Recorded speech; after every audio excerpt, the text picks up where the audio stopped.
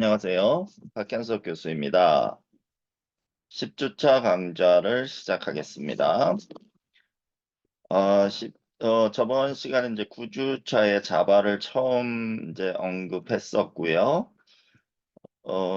교재 11장에 대해서 설명을 했는데,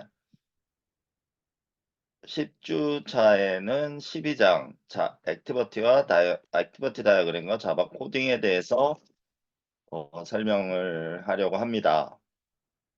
하지만 그 전에 여기 그 자바의 기초 중에 그 객체와 클래스에 대한 설명을 조금 보충하고 싶어서 지금 보충 강좌를 올리려고 합니다.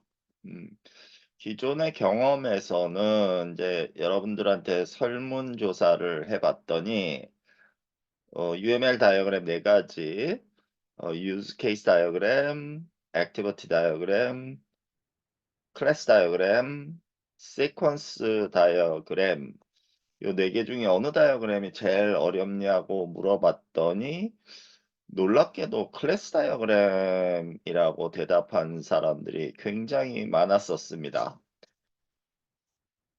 클래스 다이어그램 그렇게 어렵지 않은데 왜 힘드냐고 물어봤더니 클래스를 왜 만드는지를 모르겠다라고 얘기를 한 사람들이 많고요.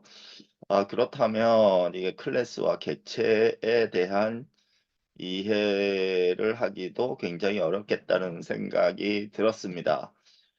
그래서 올해는 약간 보충 강좌를 이 과목과는 관계없는 약간 좀 더 원론적인 그 프로그래밍 랭귀지에 대해서 조금 설명하고 자바의 클래스와 객체를 좀 더 부연 설명하는 식으로 좀 바꿔보고자 합니다. 아마도 여러분들은 이거가 여기 조금 필요 없는 지식들이 들어가기는 하는데 설명을 오래 할 건 아니에요.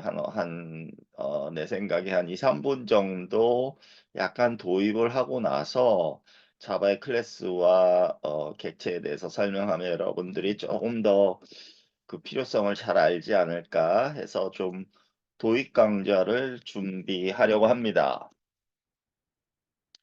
자, 이 과목과는 관계없는데, 이게 이제 저번 학기에 강의했던 프로그래밍 언어론이라는 4학년이 듣는 과목이에요. 그래서 이거는 그냥 프로그램의 기초에 대해서 설명하는 것이 아니고, 프로그래밍 언어가 굉장히 여러 가지 종류가 있고, 그 중에서도 이제 자바의 위치가 어떻게 되는지, 다른 프로그램들은 어떤 특성을 가지는지 뭐 이런 것들을 설명해 주는 내용이라고 생각을 해 주면 되겠습니다.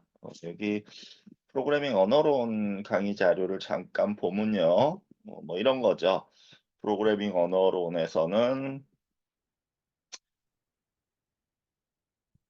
이제 프로그래밍을 어떻게 배우냐가 아니고 어떻게 만드냐에 대한 강좌를 시작하고 있고요. 4학년 강좌다 보니 이제 프로그래밍 언어는 다양한 종류가 있고 그때그때 지금은 이제 파이썬이 가장 포퓰러한데 자바도 못지않죠. 그래서 여러분들 중에는 이제 이 세상에서 제일 좋은 언어가 파이썬이라고 생각하는데 그렇지 않습니다. 이건 다 서로 목적이 틀린 거고요.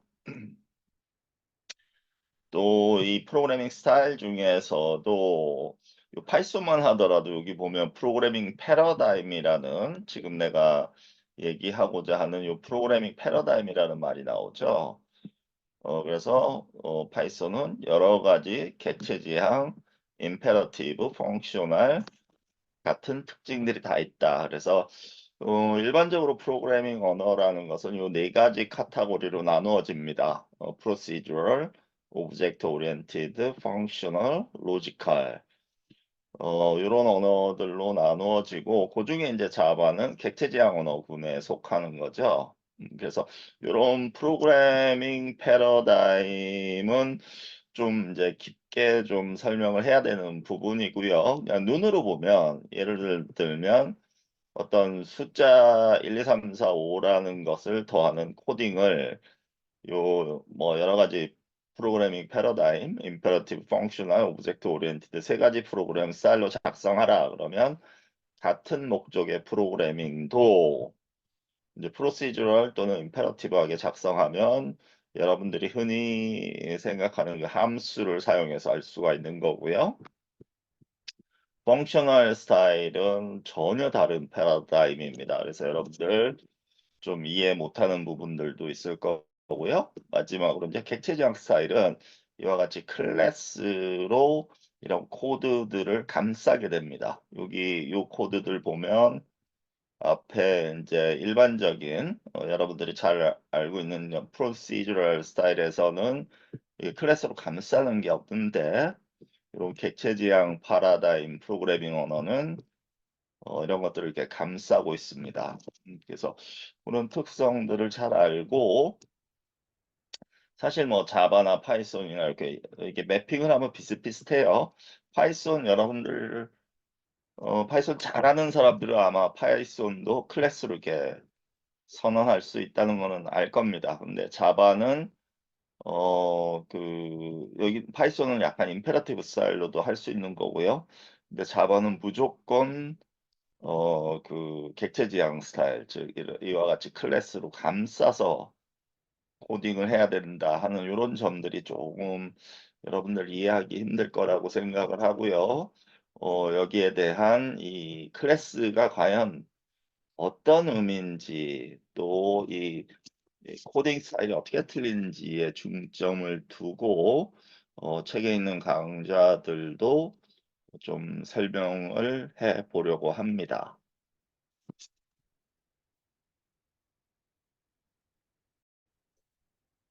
자, 그래서 자바라는 것은 이제 객체지향, 오브젝트 오리엔티드 프로그래밍, 객체지향 언어이고요. 대표적인 객체지향 언어이죠. 이게 이제 프로시저럴 언어 또는 임페러티브 언어와 뭐가 다르냐 하면 이런 임페러티브 언어는 그냥 그 프로시저를 쓰거나 아니면 하나하나 이렇게 오퍼레이션이 되는 뭐 그런 형식인 반면에 이 객체지향 언어는 이 클래스에 기반한 객체들을 생성하는 방식으로 이제 프로그램이 진행된다는 점이 다르고 방금 얘기했던 것처럼 각각의 클래스 또는 객체 안에는 데이터와 즉 변수와 그거를 다루는 함수 즉 메소드 이제부터는 내가 메소드라는 용어를 쓸게요. 왜냐하면 객체 지향에서는 함수라는 용어를 안 쓰고 메소드라는 용어를 씁니다. 그래서 객체 지향이 그 일반적인 프로시저럴 또는 임페러티브 언어에 비해서 여러 가지 어드밴티지가 있어요. 장점이 있는데 어, 글쎄요. OOP가 패스트 하지는 않을 것 같은데 일단은 여기는 그렇게 돼 있는 것 같고 좀 이 execute이가 처음에는 여러분들 왜 좀 독일어 배울 때는 되게 문법이 막 어려워서 힘든데 영어는 처음에는 되게 쉬운데 나중에 되게 어려워지잖아요. 그럼 독일어는 한번 어려운 거를 배우고 나면 독일어가 훨씬 더 쉽다고 해요. 예외가 별로 없으니까. 근데 이건 이 객체지향 언어도 이와 같이 이제 좀 이해하기 시작하면 오히려 더 쉬워지는 것 같고요. 그 다음에 이제 스트럭처가 아주 클리어하죠. 그래서 이렇게 책상 정리를 잘 해놓는 것처럼, 책 정리를 잘 해놓는 것처럼 데이터들을 깔끔하게 분류해 놓기 때문에 뭐 100줄, 200줄짜리 코딩을 할 때는 파이썬이나 뭐 C나 아무거나 작성을 해도 되는데 대형 프로젝트 한 100명이 같이 이제 프로그래밍 작업을 한다 이럴 땐 남의 코드 다 이해할 수 없잖아요. 그럼 클래스를 딱 묶어서 다른 사람이 하는 코드들은 그냥 클래스 존재한다는 것만 알고 그냥 활용하기만 하면 되고 내가 쓰고 싶은 클래스는 또 따로 쓰면 되고 뭐 이런 식으로 좀 분업을 할 수 있는 이런 게 자바 또는 객체 지향 언어라고 생각하면 되겠고요. 어, 그다음에 이게 메인테너스가 굉장히 쉽다는 게 가장 큰 장점이에요. 그러니까 이게 서로 다 분리가 되어 있게 레고 조각처럼 맞출 수도 있기 때문에 나중에 이와 같이 클래스 단위로 분류해 놓으면 뭔가 이렇게 충돌, 그러니까 변수 이름이 서로 충돌이 날 염려도 없어지고 여러 가지 장점이 있게 됩니다. 음. 자, 그래서 뭐 이러한 그 장점들이 있고요.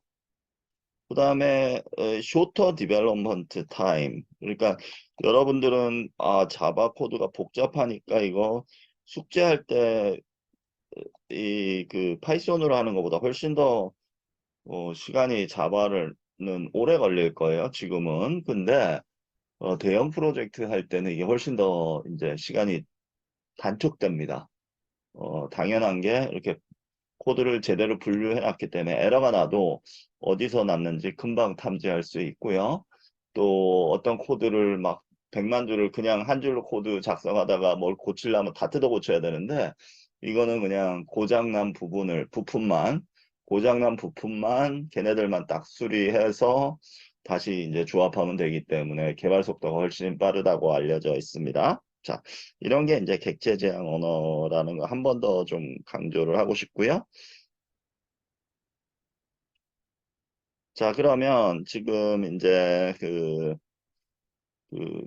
이 책에 있는 13장, 15장에 있는 아주 쉬운 예제들을 가지고 좀 중요한 개념들, 내 생각에 여러분들한테는 클래스와 객체 생성하는 방법 알려줘야 될 것 같고, 그 다음에 자바에서는 이제 파이썬과 다르게 이 인덴테이션, 즉 포맷이 그렇게 중요하지 않다. 그냥 그 컬리 브래킷 중괄호만 잘 사용하면 뭐 띄어쓰기 이런 거 중요하지 않다. 이거 알려줘야 될 것 같고요.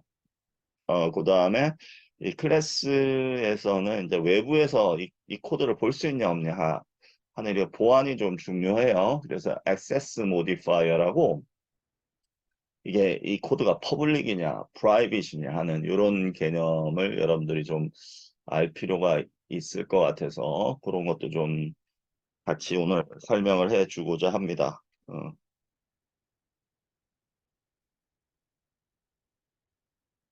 짧게 설명을 하려고 하는데 약간 이것저것 좀 자세히 설명하다 보니까 약간 강의가 길어질 수는 있을 것 같습니다.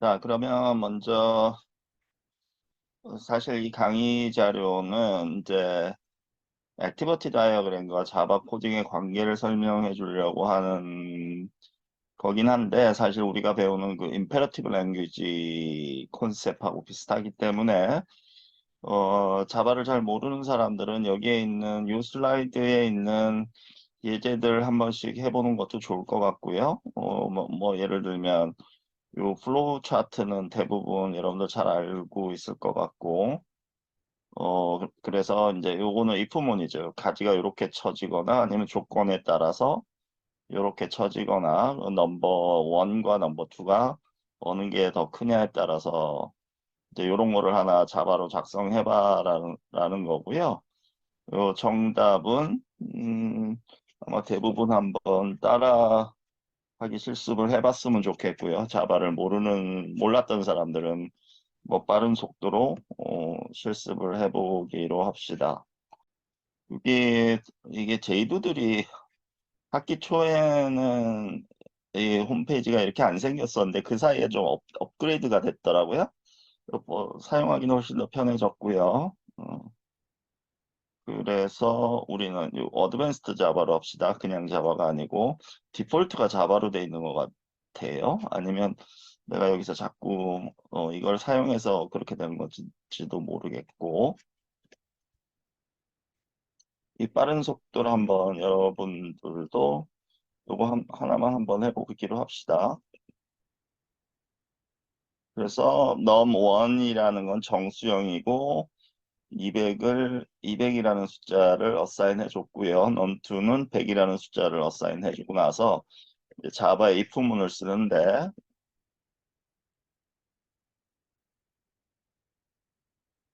여기는 인덴테이션이 잘 안 돼서 탭 문자를 찍어줘야 되는 것 같고요. 이게 그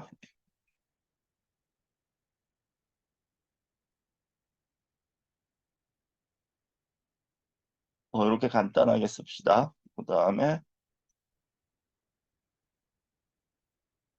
한 문자 찍어주고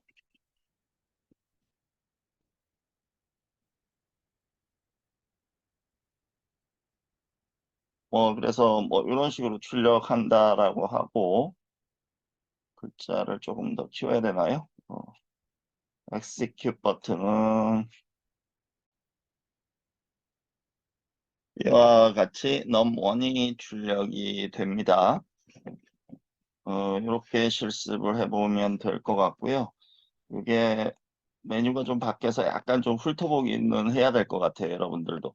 며칠 전에는 execute 버튼이 여기 올라와 있어서 좋다 그랬는데 지금 계속 이 인터페이스가 좀 바뀌고 있는 것 같기는 합니다. 하여간 뭐 좀 기다려 보면 좋은 방향으로 바뀌겠죠. 음,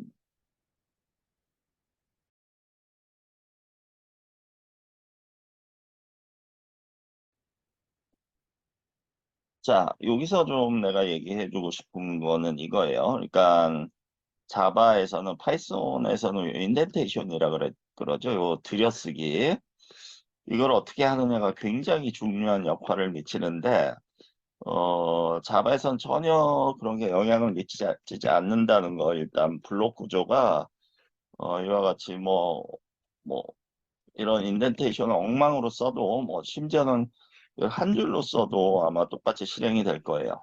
그래서 그 파이썬에 익숙한 사람들 조금 혼돈스러울 수도 있을 것 같은데 이, 이 인덴테이션 이런 거는 전혀 문제가 안 된다는 거, 뭐 이렇게 써도 되고요.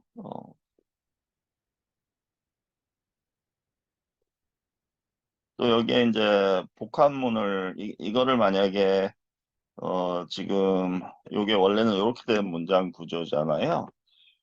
근데 이거를 좀 복합문을 쓰고 싶다 그러면 요 컬리 브래킷을 이렇게 해서 어, 뭐 다른 어떤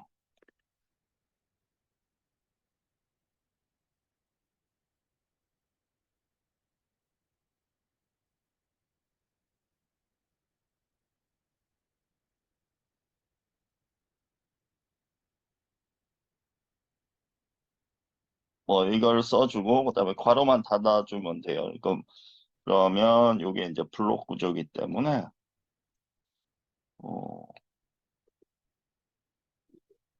이렇게 넘원이 넘투보다 클 때는 요 하나의 문장이 아니고 두 개의 문장을 쓰기로 하겠다. 그러면 이렇게 블록 구조 만들어주면 되고요. else 파트는 문장이 하나니까 상관없는데 이것도 역시 블록 구조로 만들어주고 싶다 그러면 이 컬리 브래킷 이렇게 치면 한 개 있다 하더라도 이 같은 블록 구조가 됩니다. 그러니까 이거는 있어도 되고 없어도 되는 거고요.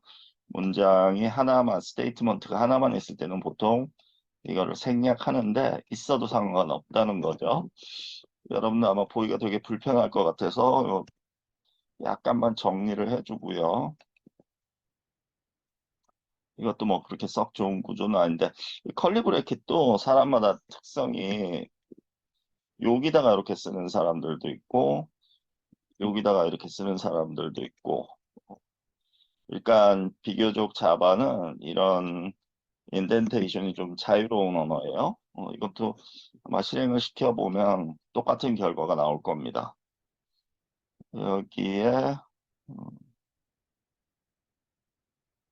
이 스펠링을 잘못 썼었네요.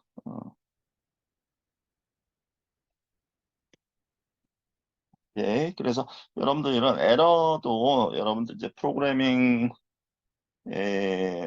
할 때 흔히 여러분들 이제 에러 나면 막 패닉 상태에 있죠. 여러분들 침착하게 읽어보면서 이게 어떤 의미인지 자꾸 이해하려고 하면 이제 에러 패턴이 그렇게 많지는 않거든요. 그래서 그러니까 디버깅 하는 속도가 훨씬 더 빨라집니다. 그래서 이런 것들 따라서 실습해봤으면 좋겠고요. 뭐 이렇게 실습해보면 될 것 같고 뒤에 나오는 것들도 뭐 while문이나 for문 뭐 이런 것들도 여기에 보면 이제 플로우 차트에서 이렇게 무한 반복을 하다가 조건이 되면 이제 빠져나가는 구조. 이런 Y문이나 포문도 한번 작성해봐라. 뭐 이것도 마찬가지고요. 1에서 100까지 합을 구하는 거.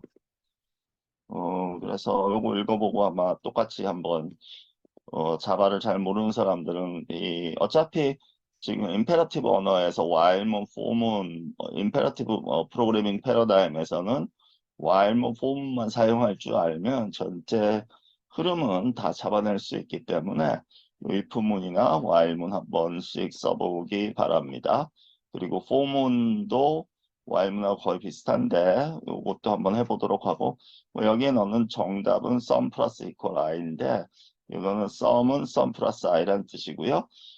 파이썬, C, 자바, 뭐 C++ 다 비슷한 그 신텍스를 씁니다.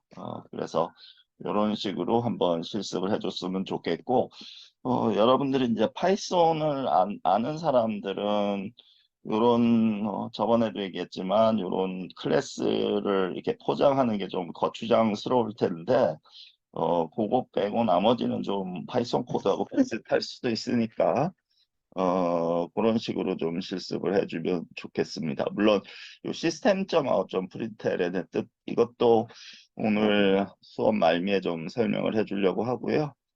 그래서, 하나의 이제 어떤 언어를 알면, 프로그래밍 언어를 알면, 좀 다른 언어들은 좀 빨리빨리 배울 수 있게 여러분들이 훈련을 하면 좋을 것 같고요. 하나만 더 얘기를 하면 지금 이거는 이제 마이 클래스라는 클래스 안에서 실행이 되는데 자바에서는 이제 클래스가 여러 개가 있을 수도 있잖아요. 뭐 수백 개 있을 수가 있는데 항상 자바 컴파일러라는 놈이 이 자바 코드를 실행할 때는 여기서부터 시작합니다.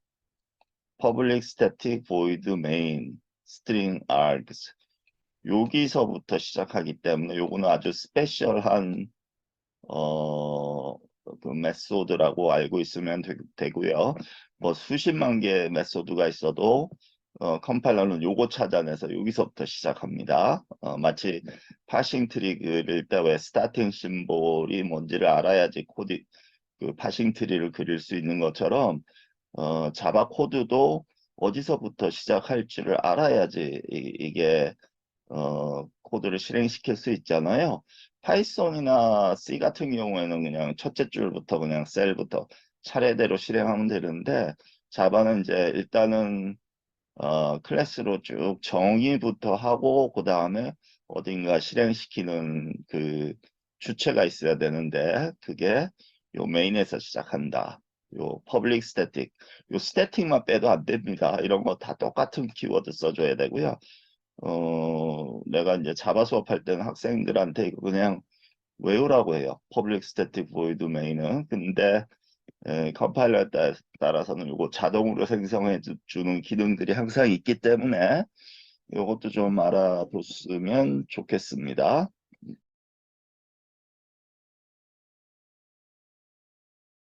요 지금 13장 여기서부터 이제 우리가 여기서는 이제 임페러티브 언어 구문의 특성만 좀 자바에 대해서 설명을 했는데 그 여기에 이제 여러 개의 클래스가 올 수도 있죠. 그래서 요 시스템.out.println의 의미가 뭔지를 좀 다시 좀 설명을 하고 싶은데요.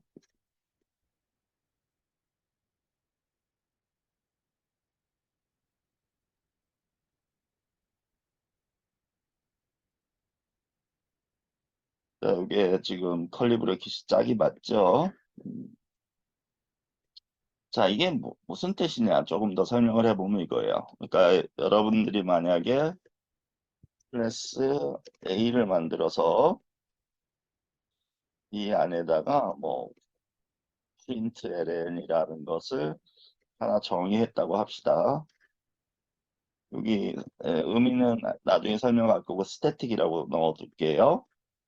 그 다음에 여기 클래스 B라는 것도 여기 똑같이 static void println 뭐 의미는 아무거나 써봅시다. 여기는 오케이 써봅시다.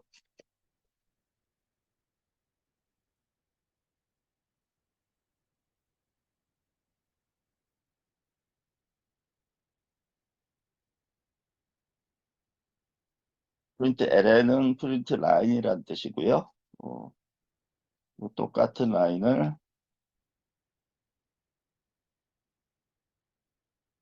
여기도 써보기로 하고요. 이거는 그냥 그러니까 지금 요 안에 요, 요 파일 하나 안에 my 클래스라는 클래스 있고 A라는 클래스, B라는 클래스 정의했는데 여기서 내가 이렇게 정의를 했기 때문에 요 A라는 데 있는 println의 의미와 B라는 데 있는 println의 의미가 서로 다를 수가 있어요. 그래서 이럴 때 이런 것들을 따로 호출해야 되는데 이럴 때는 흔히 클래스나 객체 점 찍고 나서 println 이렇게 쓰면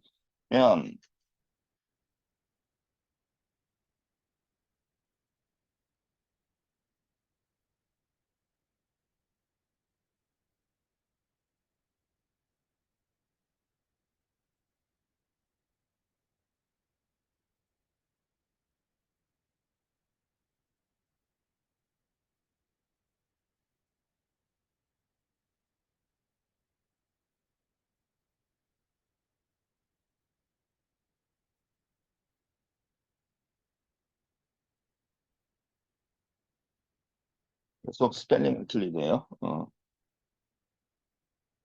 오케이. 이렇게 age println 이렇게 되지만 메인에서 시작한다 그랬죠. 지금 방금 얘기했던 것처럼 여기에 메소드가 세 개나 있는데 그 중에서 메인부터 시작하는 거고요. 거기서 이제 a.println을 호출한 거고 그러면 b의 의미를 알고 싶으면 b.println을 하면 되겠죠. 그래서 execute 해보면 여기도 내가 스펠링을 b라고 써야 되는데 그냥 복사만 했었네요. 어. 그래서 이렇게 서로 이제 구분을 짓기 위해서는 앞에 A와 B 이런 식으로 이제 액세스를 그러니까 클래스 점 println 하면 클래스 A 클래스라는 것에 프린트문을 호출한 거고 B 점 println 하면 B라는 것에 프린트LN을 수행한 거라고 생각하면 되겠습니다. 네, 별 의미는 없고요. 여기에 그냥 알기 쉽게 하려고 여기 시스템.out.print를 여기 썼는데 내가 설명하고 싶은 건 이거예요. 그러면 시스템.out.println이 뭐냐 했을 때는 API라는 게 이제 사전이에요. API를 찾아보면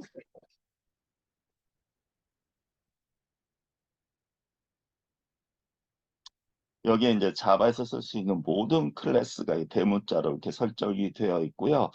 그러니까 여러분들은 이거를 활용만 하면 됩니다. 이게 자바의 장점이라고 했었고요.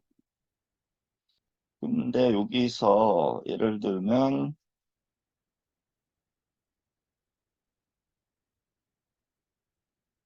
여기 이제 보면 검색하는 기능이 어디 있을 것 같긴 한데 프린트 ln을 한번 찾아봅시다.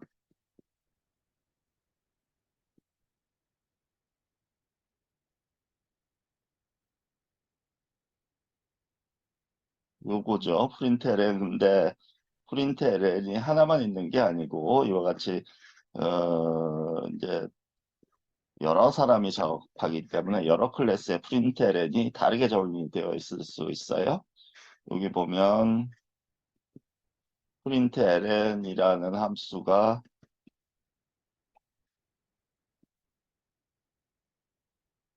굉장히 많죠. 여기까지, 여기까지네요. 그죠? 굉장히 많이 정의되어 있어서 이 중에서 그러면 우리가 활용하는 그 시스템.out.println의 의미는 뭐냐 하면 여기 시스템이라는 클래스가 있고요. 있을 거예요. 아마 찾아보면. 이게 이제 클래스를 찾을 때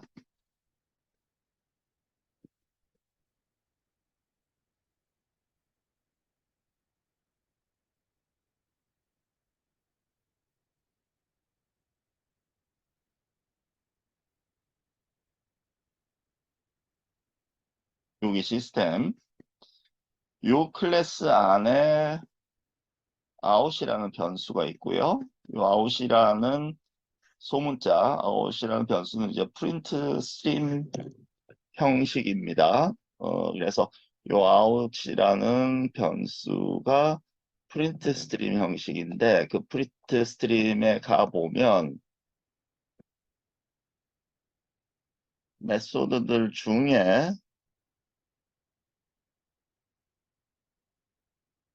여러 프린트문이 있는데 여기 프린트 ln이 있죠. 그래서 요 프린트 ln문을 사용하겠다 이런 뜻으로 이해를 해주면 되겠습니다. 어,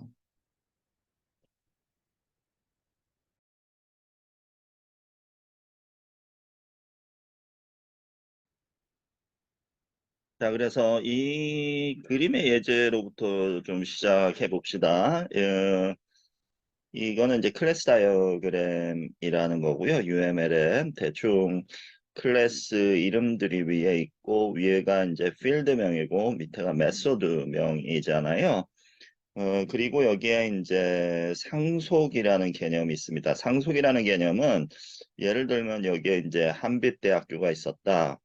어, 그러면 그 한빛대학교의 소속 한빛대학교 멤버라는 상위 개념이 있었다. 그러면 그 한빛대학교의 멤버 구성원들은 그 하위 개념으로 어, 그 학생, 스튜던트, 스태프, 프로페서 등이 있다라는 내용입니다. 요거를 조금 더 간략하게 내가 좀 설명을 해 보도록 하겠습니다.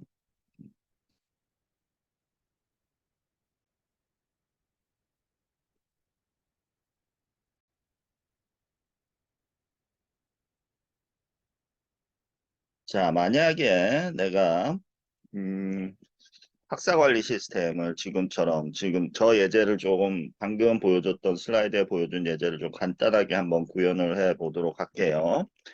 클래스 스튜던트라는 클래스를 만들고요. 필드를 정의해야 되겠죠. 그러면 여러분들은 이제 객체 지향이면 요 스튜던트라는 그 요 클래스에 관련된 어떤 변수명이 있을까 또는 그런 핸들할 수 있는 메소드명이 있을까를 생각해 내야 되고요. 예를 들면 왠지 스트링형의 name이라는 거는 있어야 될 것 같다. 또는 id라는 거는 있어야 될 것 같다. 이런 생각이 들 거고요. 그 다음에 학생들은 수강 신청을 해야 되기 때문에 뭔가 그 배열 형태 lectures라는 게 있어야 될 것 같은 느낌이 듭니다. 그죠? 그리고 메소드로는 그러면 이런 데이터들을 핸들할 수 있는 메소드로는 예를 들면 set id라는 자바 메소드가 어, 필요할 것 같고요. 또 학생이기 때문에 뭐가 필요하죠? 어, register 같은 이런 메소드들이 왠지 와서 여기에 코드를 좀 적어 넣어야 될 것 같습니다. 그죠? 지금 여기 자바에서는 보통 요 지금 이 컬리 브레킷으로 블록 단위를 쓰고 있기 때문에 이게 오픈되면 여기 필요할 때 이렇게 자동으로 생기기도 합니다. 그다음에 수강 철회하다 뭐 이런 것도 있을 수 있고요. 이런 메소드들이 초간단 이런 메소드들이 필요하다라고 합시다. 또는 이제 클래스 어나더 클래스로 프로페서라는 게 있다라고 하고요. 프로페서가 필요한 건 뭐죠? string, name 필요할 거고요. id도 필요할 것 같아요. 그 다음에 student 스튜던트와는 다르게 프로페서한테 필요한 뭔가가 있을 텐데, 어, 뭐 예를 들면 뭐가 있을까요? 업로드. 그래서 이거는 뭐 내가 즉흥적으로 생각해내는 거고요.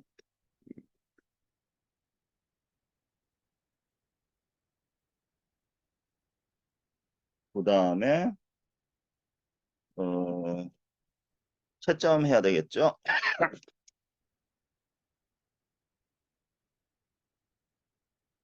어, 뭐가 있을까요? 어, 스튜던트의 리스트가 있어야 되겠죠? 어, 그래서 이런 학생들의 뭐 채점을 한다든지 그래서 여기에 관련된 코드가 올 거고요. 자, 그러면 이렇게 지금 여기 전체 구조는 프로페서라는 클래스 방금 내가 작성했고 여러분들은 따라하면 좋고요. 이거 따라하면 좋고 눈으로만 보더라도 괜찮습니다. 근데 하여간 코드를 이해하려고는 노력해 주고요. 음, 여기도 뭐 something comes here. 그러면 여기 student라는 클래스 있고 my 클래스 있고 세 개의 클래스가 있고 좀 전에 얘기했던 것처럼 모든 메소 이 자바에서는 자바 컴파일러가 이거부터 찾는다고 그랬죠. 이게 그러니까 스타팅 심볼 또는 스타팅 메소드입니다. 그럼 여기서부터 이제 객체를 생성하는 거예요. 이렇게 된 상태에서 이제 객체를 생성하는 거고요. 내가 뭐 예를 들면 스튜던트 이름을 어, 봅시다. 아랑 equal you student. 이거 나중에 얘기하겠지만 요런 것들은 이제 생성자라고 하는 거고요. 요거는 변수 타입인데 이 클래스가 변수 타입이 되는 거예요. 그러니까 어, 이 student라는 건 변수 타입, 아랑이라는 객체의 변수 타입이 되는 거기도 하지만 거기에 메소드들도 딸려오는 게 이제 객체 지향이라고 한번 얘기했었고요. 음, 못 알아들었을 수도 있는데 하여간 그런 뜻이고요. 여기서 그다음에 여기 보자. 뭐 이건 내 예전 대학원 학생들 이름 여기 쓰고 있는 거고요. 음. 자, 그러면 지금 이제 요게 이제 클래스고요. 스튜던트라는 클래스에 기반해서 내가 지금 이게 학사 관리 시스템이기 때문에 우리 이화여대 학생이 몇 명이죠? 2만 명이잖아요. 그러면 2만 개의 객체를 생성할 수 있는 거예요. 근데 이런 것도 보통 이제 배열이라는 데이터 구조로 생성하는데 여기서는 그냥 한 객체를 두 개만 복수를 이렇게 생성했다고 하고요. 프로페서도 생성할 수 있어요. 여기 아이고 이게 뭘 잘못 눌렀나 보네요.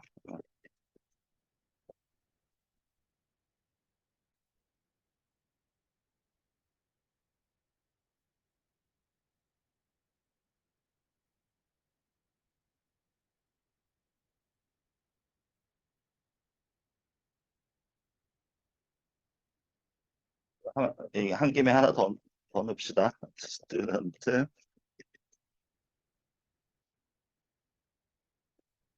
지금은 이 사람들은 다 저 교수가 돼 있거나 외국에 아주 유명한 리서처가 되어 있기는 한데 일단 내 학생들이었기 때문에 이렇게 썼고요.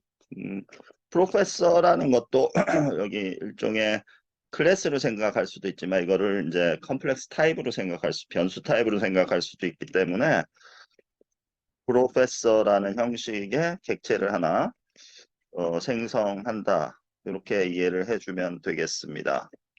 역시 생성자라는 거는 참고적으로 클래스 이런 거 똑같은데 괄호만 붙이면 생성자가 되는 거예요. 즉 객체를 지금 생성하는 함수라고 메소드라고 생각하면 되겠습니다. 디폴트로 정해지는 거고요. 여기까지 에러가 나는지 한 번만 잠깐 볼게요. 에러는 안 나고 있고요. 그러면 지금 네 개의 객체를 생성했습니다. 이게 이제 지금 클래스와 클래스 생성했고, 객체를 이제 4개 생성했고요. 그 다음에는 여러분들이 이제 R항에, 예를 들면 R항에 점 찍어서 ID. 그러니까 여기 지금, 여기 ID가 있죠. 그래서 점 찍어서 ID는 뭐 1000번 이렇게 할 수 있고, 경은의 아이디는 1001번, 산덕의 아이디는 1002번. 자꾸 이 객체는 그러니까 좀 뭘 구체화시키는 거예요. 뭔가 구체화시키는 거고요. 그 각각의 객체가 지금 생성됐으면 이제 그 안에 밸류 값은 다 다르게 쉽게 얘기해서 여러분들이 학교에 맨 처음에 맨 처음에 신입했을 때 그 빈 종이를 주면 템플릿이고 이름 적으세요. 뭐 아이디 적으세요. 주소 적으세요. 뭐 이런 게 있잖아요. 그럼 거기다가 이게 프로그램이 적어 나가는 거라고 일단 이해해주고 뭐 예를 들면 아랑의 네임은 아랑이다. 뭐 이렇게 정의할 수 있고요. 여기서의 요 아랑 경운 산덕은 변수 이름이에요. 여기서 이거는 이제 데이터 값 스트링이고 뭐 나머지 경운 산덕도 같은 방법으로 정하면 되겠고요. 뭐 프로페서도 마찬가지입니다. 여기 현석의 아이디는 프로페서니까 뭐 2000번부터 시작한다라고 생각할 수도 있고요. 뭐 이런 식으로 정해 주는 거고 여기서 내가 얘기하고 싶은 게 뭐냐 하면 그래서 어,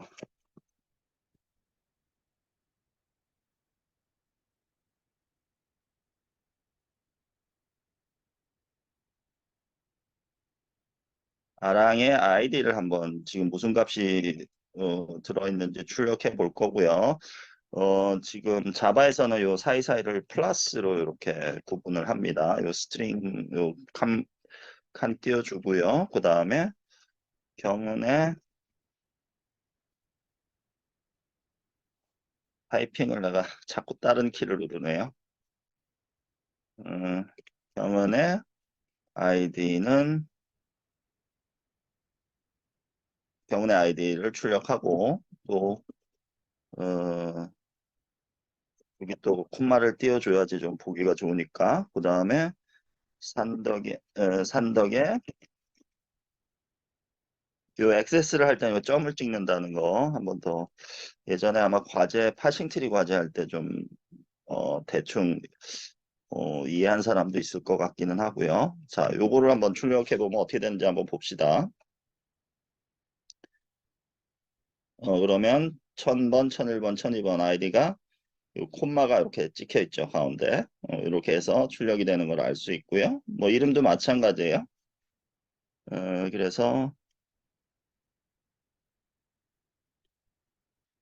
이름은 내가 아랑밖에 안 넣었었나요? 그래서 나머지는 아마 이름이 없거나 에러 날 것 같은데 이거만 요 네임만 요거 이렇게 하도록 합시다. 다른 사람 거는 여러분들 넣어서 해봐도 좋을 것 같고요. 하는 김에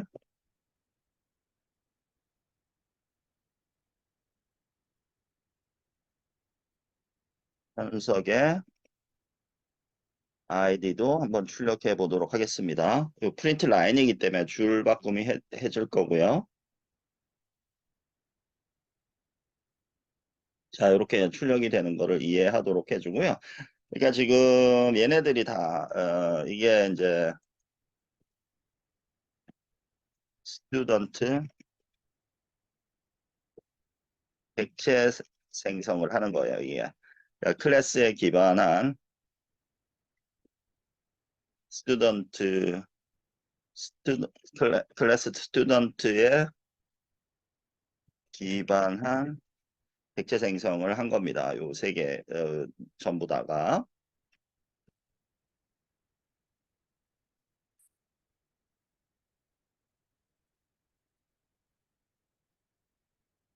여기도 마찬가지예요. 프로페서도 다른 사람들 여러 명, 뭐, 한 교수가 한 1000명 되던가요? 800명인지 1000명인지 이화여대 교수가 있는데 전부 이제 생성할 수 있는 거죠. 근데 중요한 건 뭐죠?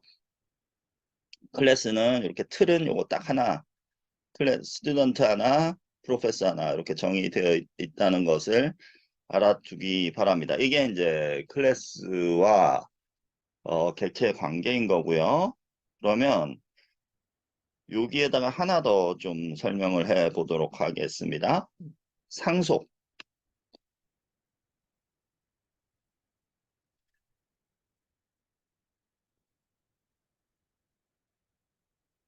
자, 그래서 이제 뭐 이런 식으로 이건 훨씬 더 복잡한데 나는 약간 좀 간단한 버전으로 했고요.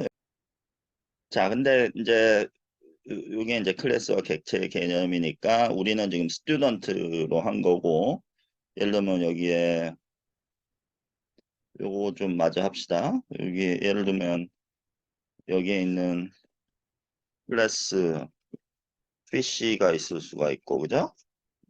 또 여기에 클래스 카가 있을 수가 있고 뭐 이런 식으로 다 생성하는 거고요. 이런 것도 마찬가지예요. 여기 요 그림 보고 뭐 객체를 생성하자면 여러분들도 해볼 수 있을 것 같은데 어떻게 하면 되죠? 음, 여기에 뭐 카, 벤츠는 유, 카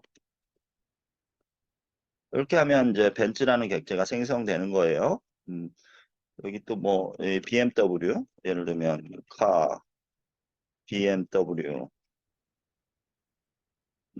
유, 유, 카, 뭐 이렇게 그러면 그 카는 두 개의 객체를 생성한 거고 그 다음에 fish 아까 내가 이름을 fish라고 적었었나요? fish라는 클래스에 기반한 거면 fish 뭘 할까요? 붕어 equal new fish 붕어만 해도 이게 또 클래스가 될 수 있으니까 이건 또 니모로 합시다. 뭐 이런 식으로 여러분들이 객체와 이제 클래스의 관계를 좀 이해를 했으면 좋겠습니다. 그래서 뭐 요 그림 보고 한번 뭐 여러분들 한번 여러 가지 클래스와 객체를 한번 생성해 보는 연습을 해도 될 것 같고요. 잠깐 요 뜻이 뭔지를 한번 더 코드화 요 그림을 코드화하는 실습을 잠깐 보여준 거고요. 여기에 이제 관련된 필드나 메소드는 여러분들이 정해야 되는 거고요. 자, 그러면 다시 돌아가서 요 클래스와 객체 관계는 이런 식으로 이해를 하면 되는데 여기서 객체 만들기는 이제 new를 써서 만들면 된다. 뭐 이런 걸 알아뒀으면 좋겠고 지금 얘기하는 것처럼 요 슬라이드는 이제 그 자바에서 이런 프리머티브 타입, 뭐 인티저, 뭐 불리언 뭐 이런 기본 타입이 있는 거 하면 뭐 배열이나 스트링이나 A 같은 게 사실은 그 컴플렉스 타입이죠. 여기에 보면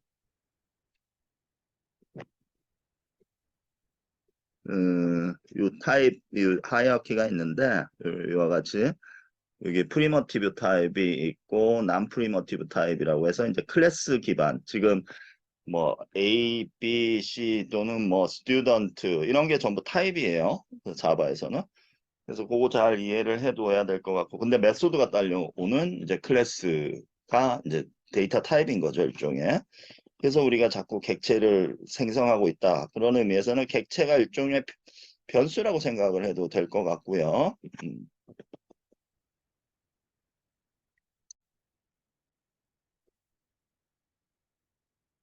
글자가 좀 작기는 하네요. 그죠?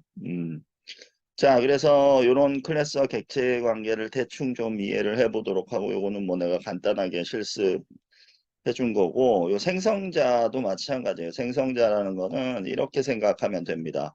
그러니까 요 그림에서 보듯이 그 붕어와 이제 붕어빵 틀이 있는데 붕어빵 틀이 일종의 생성자 그 저기 그 붕어빵 틀이 일종의 클래스인 거고 거기서 나오는 붕어빵들 무수히 많이 나오는 붕어빵들은 객체예요. 그러니까 요 틀이 클래스는 일종의 틀이라고 볼 수 있고요. 객체를 생성할 수 있는 틀이 있는데 거기에 요 모양에 따라서 여기 작은 것도 있고 큰 것도 있다 그러면 객체가 생성이 되기는 하는데 다양한 객체를 우리가 생성해낼 수 있어요. 그 다양한 객체 옵션, 즉 이런 것들을 이제 생성자라고 합니다. 크리에이터. 요거는 작은 빵, 요거는 큰 빵 틀, 뭐 요거는 또 다른 틀 해서 이런 식으로 옵션을 줄 수 있는데 요거를 이제 생성자라는 용어를 한번 들어두면 좋을 것 같아요.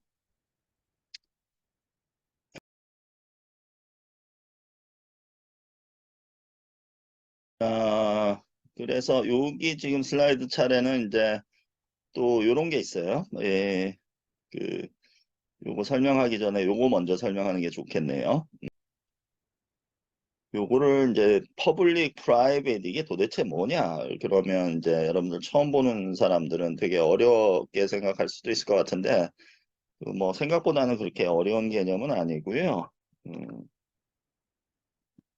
이제 이런 객체 지향에서는 그 자기 코드를 외부에 노출할지 안 할지를 결정할 수가 있어요. 예를 들면 여기 지금 여기 다 에러 안 나고 아까 실행된 거 기억하죠? 근데 내가 이거 지금 아이디를 프로페서 아이디는 좀 이거 함부로 알려주면 안 될 것 같아. 그러면 이게 이제 퍼블릭으로 하면 알려질 수 있는데 이 프라이빗으로 이렇게 바꿔버려요. 프라이빗으로 바꿔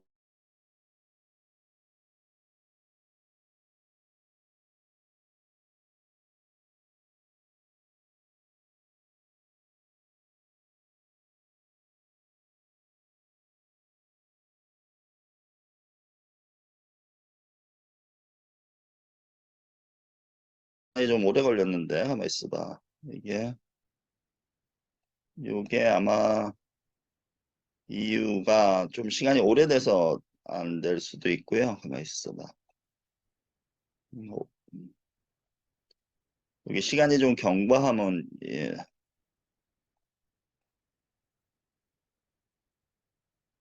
이게 좀 불편하네요.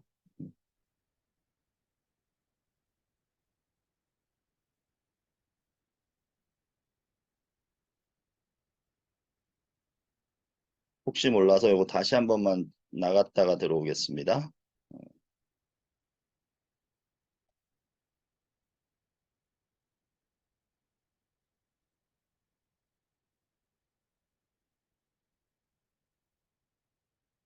여기서 이제 처음부터 다시 시작하는 거죠. 여기 뭔가 시간이 좀 되면 블러킹을 하는 게 있는 것 같아서 한번 봅시다.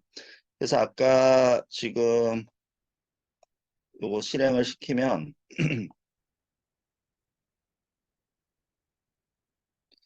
여기 보면 아까는 분명히 에러가 안 났었는데 지금 프라이빗 액세스를 할 수 없다라고 이렇게 나오잖아요. 에러 메시지는 여러분들 항상 잘 봐야 돼요.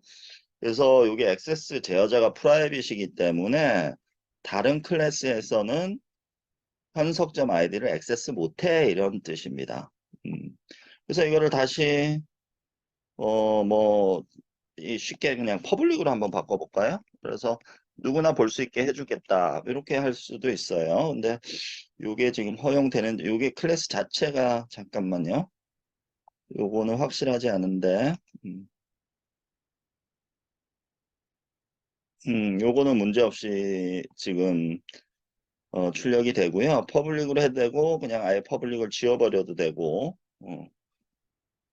이게 클래스가 요 디폴트라 가지고 좀 액세스가 어떻게 되는지 뭐 컴파일러에 따라서 좀 다르게 취급할 수도 있을 것 같아서 내가 그랬고요. 그러면 똑같은 방법으로 여러분들도 이제 퍼블릭이나 클래스의 개념을 좀 이해하려면 여기서 이번에는 스튜던트의 아이디를 프라이빗으로 한번 바꿔볼까요? 음, 그러면 어떤 일이 일어날지 예상할 수 있나요? 음,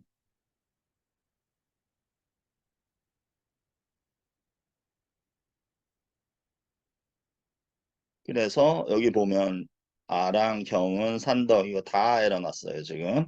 음. 그래서 에러가 왕창 났죠.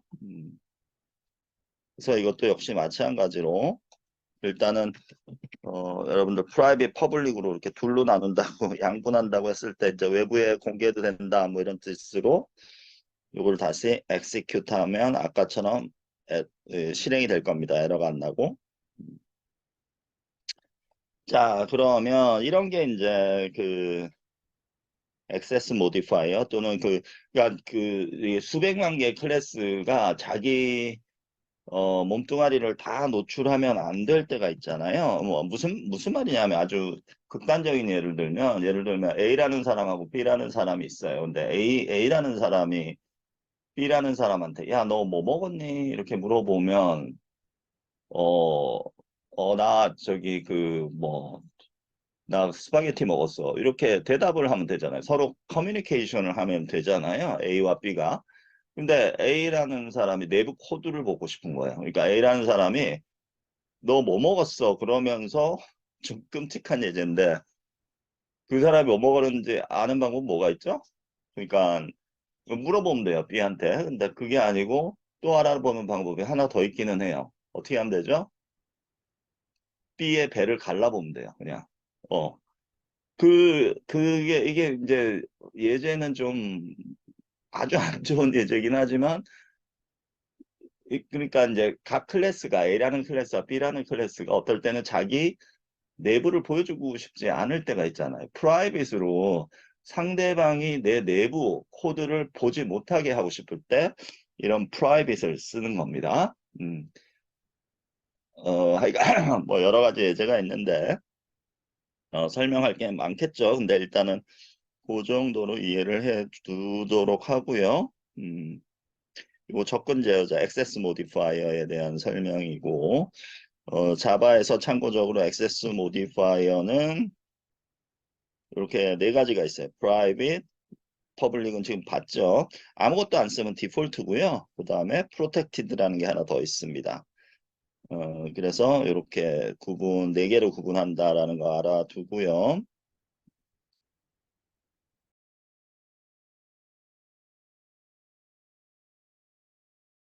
그 다음에 이제 상속. 아까 내가 상속을 먼저 얘기했던 것 같은데 상속이 그럼 뭐냐? 어, 여기에도 그런 얘기가 있네요. 외부에서 접근하지 못하는 데이터를 외부에서 사용할 수 있도록 세터와 게터 같은 메소드를 설정한다. 그래서 프라이빗으로 설정할 수 있다. 이 얘기가 있고 이거는 일단은 그냥 한번 읽어보도록 하고요. 이제 드디어 자바의 상속에 대해서 좀 설명을 해보도록 하겠습니다. 자, 자바의 상속. 어,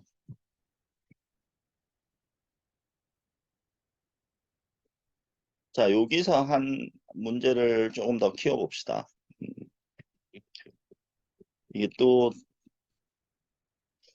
한 번만 더 엑세큐트 해보고요. 여기서 또, 지금은, 괜찮네요. 자, 그래서 여기서 이제 문제를 조금 더 키우겠습니다. 여러분들이 지금 이 코드를 봤을 때, 지금 이런 코드를 작성했잖아요. 근데 프로페서와 스튜던트를 작성하고, 마이 클래스를 작성해서 이거를 이제 객체를 생성했는데, 이제 잘 관찰해 보면, 프로페서에도 스트링 네임과 아이디가 있어요. 그리고 스튜던트에도 스트링 네임과 아이디가 있어요. 그러니까 이름과 학번 또는 교본은 공통 분자잖아요. 그거를 이게 만약에 그 막 수천 개의 클래스를 만들어야 된다고 할 때는 이 중복이 계속되겠죠. 음. 그래서 이거를 상위 클래스로 빼놓고 싶은 거예요. 그래서 클래스 이화 멤버라는 클래스를 하나 만들어 놓고요. 여기 공통되는 거 스트링 이거는 프로페서건 스튜던트건 상관없는 애들 아이디 이 두 개를 이렇게 끄집어내 놓는 겁니다. 그러면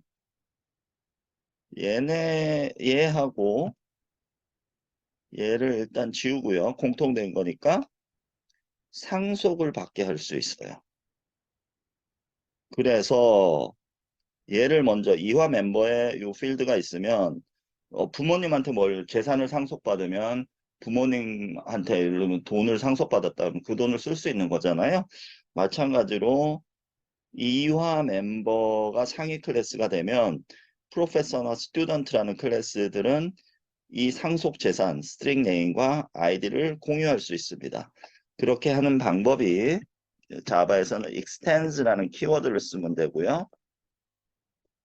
그러면 지금 이게 무슨 일이 일어난 거냐면 상위 클래스 이화 멤버의 하위 클래스로 상속 관계로 프로페서 클래스가 정의됐고요. 스튜던트도 마찬가지.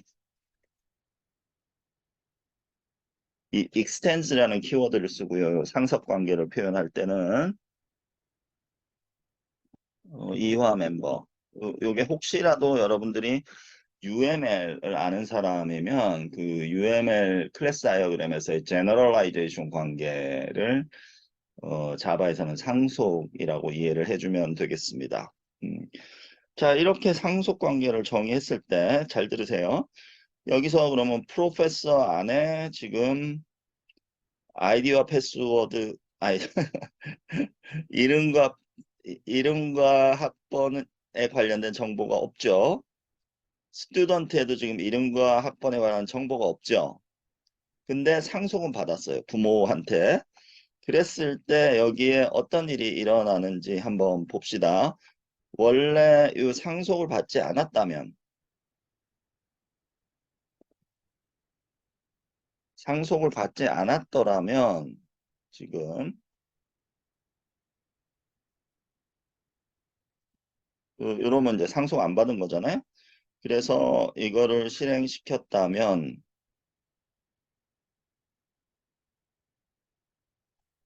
에러나요. 아이디하고 네임 없잖아요, 이제. 전부 다 에러납니다. 여기에. 싹 다 에러났죠? 근데 방금 얘기했던 것처럼 상속 관계를 설정해줘요. 부모로부터 재산을 물려받을 수 있게 이렇게 상속 관계를 이렇게 자바에서는 이렇게 표현합니다. 클래스 A extends B 하면 A가 B로부터 상속을 받는다라는 뜻이에요. 이렇게 해서 한번 다시 실행해 볼까요?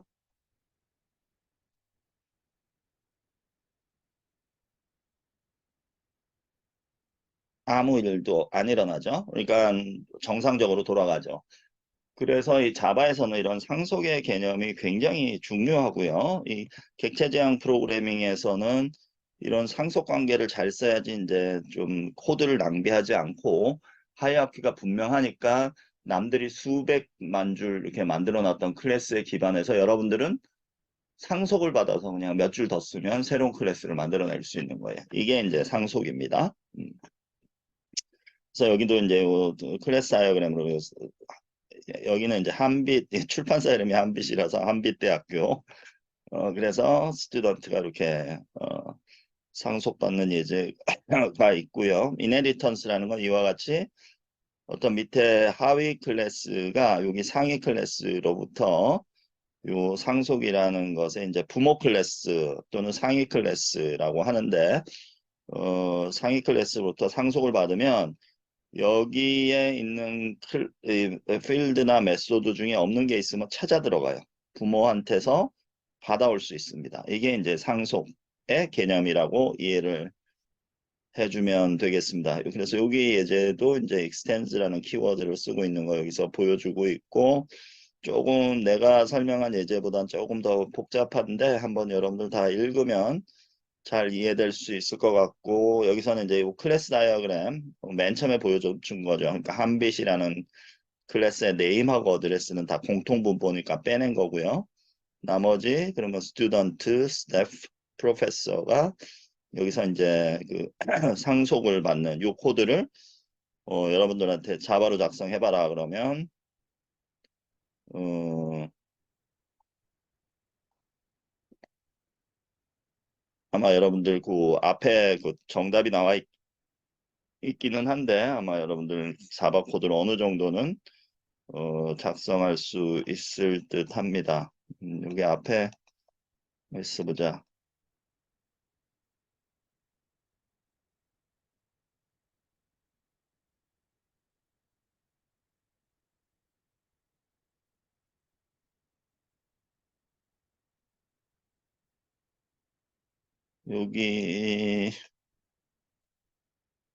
여기였었나요? 여기에, 예, 그러니까 요 그림에 상응하는 자바 코드 여기에 다 있으니까 여러분들이 좀 오늘 렉처를 잘 이해했다면 아마 요 그림 보고도 아마 자바 코드를 작성할 수 있을 것 같고요. 내가 지금 보여줬던 간단한 코드보다는 약간 더 복잡한 코드를 여러분들도 만들어낼 수 있으리라고 생각합니다.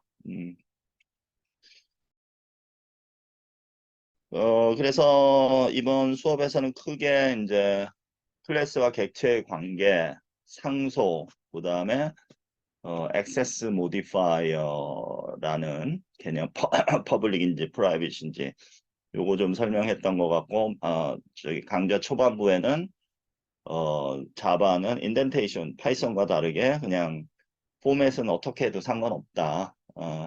그러니까 이 여러분들 파싱 트리 그릴 때도 뭐 이해했겠지만 그냥 토큰과 토큰 관계가 중요하지 그 사이에 뭐 스페이스가 10개 들어가든 20개 들어가든 상관없어요. 그래서 파이썬과는 다르게 어, 보기는 싫겠지만 어떤 약 화이트 스페이스라고 하는데 공백 문자들을 어떻게 넣어도 에러는 나지 않습니다. 뭐 그런 것들을 설명했다라고 이해를 할 수 있겠습니다. 강의가 좀 길어졌습니다. 수고했습니다.